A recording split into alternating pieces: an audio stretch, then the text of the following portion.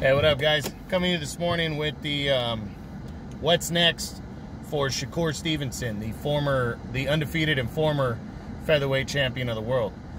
Well, Stevenson just fought in June. He's the one that kicked the pandemic. The fight. He kicked boxing back into gear after the pandemic. Well, still during the pandemic, but he brought boxing back after the layoff that everybody had. They canceled boxing for pretty much 3 months. And Stevenson came back, took on a lesser-name opponent, scored a 6th-round TKO in that fight. It was his debut at 130, but many people thought he was coming back down to 126 because that was the talks to defend his title one more time or to possibly unify belts against Josh Warrington. That looks off the table now. That really does. He made the decision to give up the belt and is now going to compete at 130 going forward. Now, the big question is, when does that fight take place? We don't know yet. We don't know when his next fight is going to take place.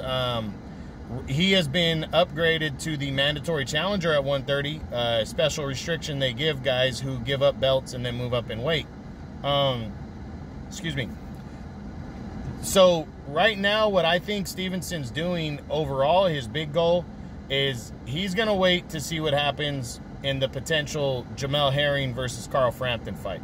That fight's supposed to take place towards the end of the year, possibly early 2021 for the WBO title there.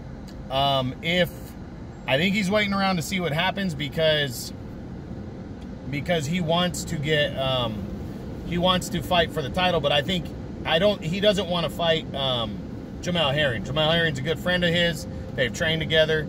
I don't think he wants to fight Herring, but I think it's one of those situations where he will if he has to, if it makes sense. But, it's got to be a bigger fight. Well, if Jamel Herring comes out and beats Carl Frampton, which I think he will, that would be huge for him. And he would be a bigger name with that win. And it would do good for his career. So I think that fight would make sense. But still not sure Stevenson would want to fight him, even if he beats Frampton. So I think he's waiting around to see if Frampton somehow pulls off the win, and then Stevenson would fight Carl Frampton then for the WBO title. But again, that fight probably wouldn't take place until first half to middle of next year at the earliest. So right now, what does he do for now? Well, I think he's probably going to stay busy. I hope it's just not a stay busy opponent, though. I hope he faces somebody significant. I think Jeremiah Natabila or something like that is the WBO number 3. He's upset about the way he was overlooked by the WBO in the rankings, so he wants to fight. He called out Stevenson a few weeks ago. There's been no response from Stevenson. But, Natabila wouldn't be, in my opinion, wouldn't be a threat because the guy's not even a top 10 guy. So I think Stevenson going into any fight is probably going to be a solid favorite. Anybody that he would consider next. So why not take a guy like that on and officially mandate that position with no bullshit?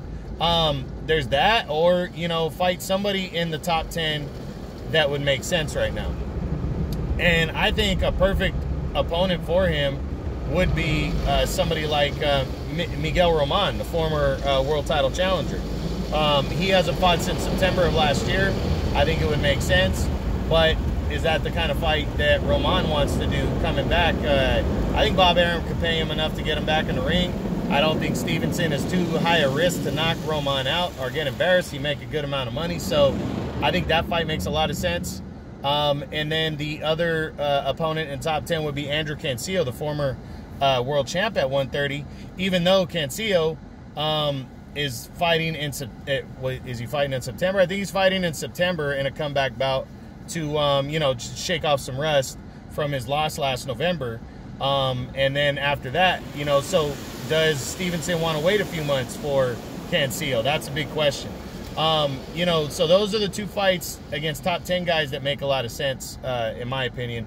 Other than that, it's kind of up in the air, but I do believe for Stevenson is what's next is going to be just a stay busy fight to see, to line himself up for a WBO title shot next year. So that's it, guys. I hope you enjoyed it.